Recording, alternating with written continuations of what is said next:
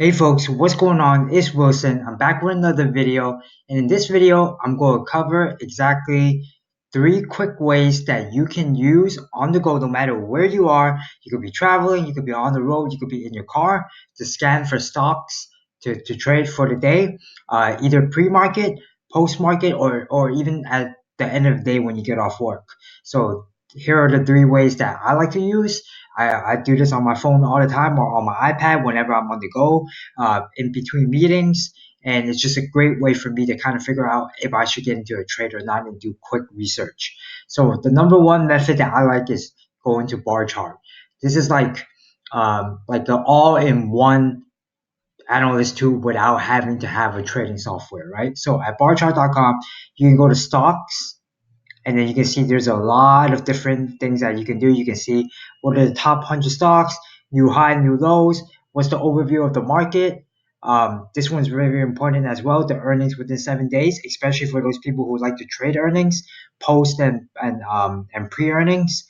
But for me, I like to go straight to gap up and gap down, right? I want to go for the high volume stocks that either gap up and have a second day runner, or stocks that were heavily beat but they're good companies and they will come back up. So buy the dip, right?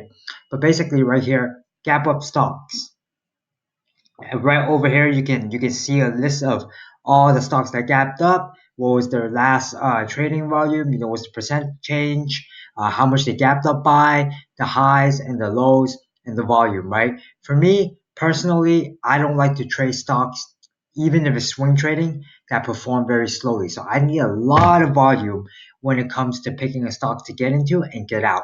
Whether I'm holding it for just 10 minutes or 3 days or even a week, I need to make sure that the stock moves, right? We don't want to get in stocks that stay in the same price range up and down and doesn't do anything. So I like to filter by volume.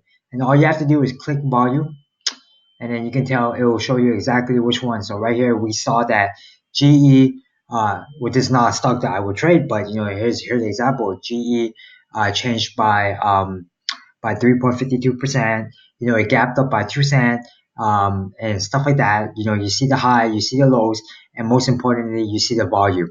Now, why was there so high of a volume, but the stock didn't move? In terms of pricing, is usually because the float is very big.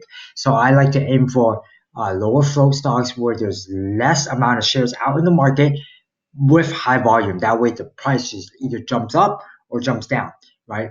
And that's the whole point of day trading. We want to maximize the amount of time that we get for the volume. At the same time, there's gap up right here, and then you can always go to gap down.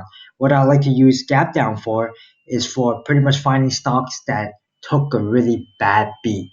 So if you see stuff that took a really high percent change, and then you do the technical analyst, the company well, it's a good company, and the stock will get back up, that's when you want to buy in, right? You want to buy the dip. And it depends on how much of a tanking did they take, right? So some of these, they barely took any that much of a bad beat.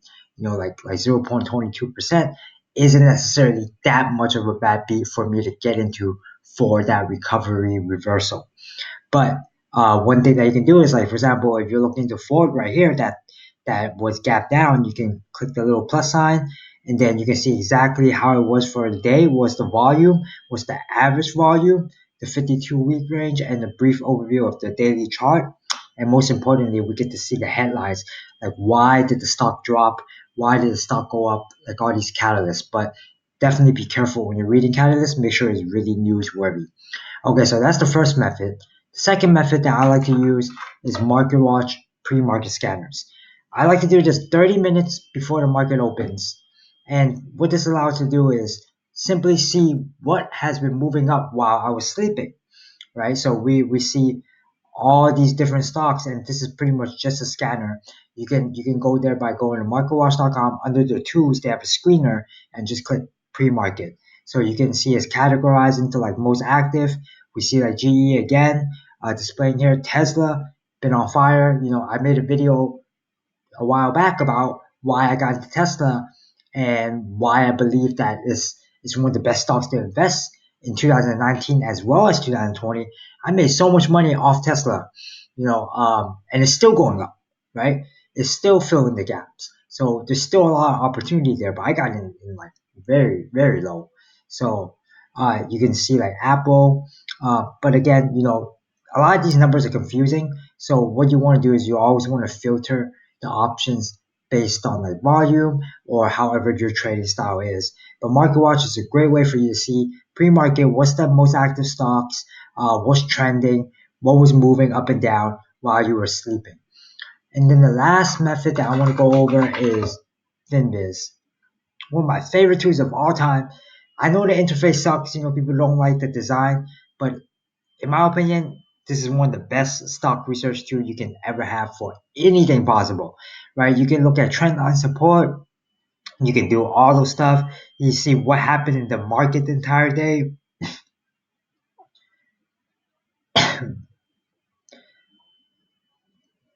There's just so much you can do. Sorry about that. I kind of choked for a minute.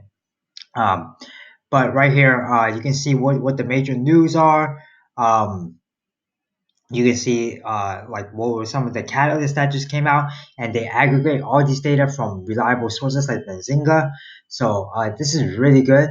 You can see exactly insider trading, but again, we're talking about screening for stocks right now, right? In this video, I can make a whole new video on Finviz, but that's not the goal of this video. It's a screener. So go on top, click on screener at the menu bar, and right here you can pretty much set it to whatever you want, right? So if you're only comfortable with trading lower stocks, then maybe under $5, and they'll filter it from there. You want to do volume, right? Let's say we want to do something that's very high in volume, like over 1 mil, right? Or like listen, you can even go even higher, like over 2 mil in volume, and you see exactly what it is. Or what's the current volume? What's the analyst recommendation? If you're somebody that's more about like trading fundamentals, so there's no correct way to do this, but once you set your screener to the way that you trade with your style, you can just apply the same screener again and again every single day, whether that's mid-market or post-market or even pre-market, right? Or when you get off work, like I said, figure out the thing that works best for you and then do that. But of course, for me personally, I always have to make sure that I set my float, I check the relative volume, these are part of my screeners, and I have to make sure the price range fit is something I can buy into. I don't want to buy in 100 shares and then only make like $200, right? I want to go big. So some of these stocks like Amazon, I can't afford to buy 1,000 shares in that. I'll go bankrupt. Especially if it goes not my way, right? But of course, that's why you always want to have stop limit orders and stuff like that. But anyway, Finviz is a great tool. Make sure you read through most of the stuff, such as the news, the screener. Go back to home, check out some patterns that you like to trade. Like for example, the wedges, trend line support. You can always view my other videos where I cover what these mean. But most importantly is I like to look for these stuff like most active, most volatile, because what it allows me to do is try to catch a stock that that jumped up a lot today and then potentially be a second day or third day runner. So those are my 3 ways. I hope you guys learned something, and I hope that I was able to help you in this video. Again, if you enjoyed it, give it a thumbs up, subscribe, and I'll be coming back for more.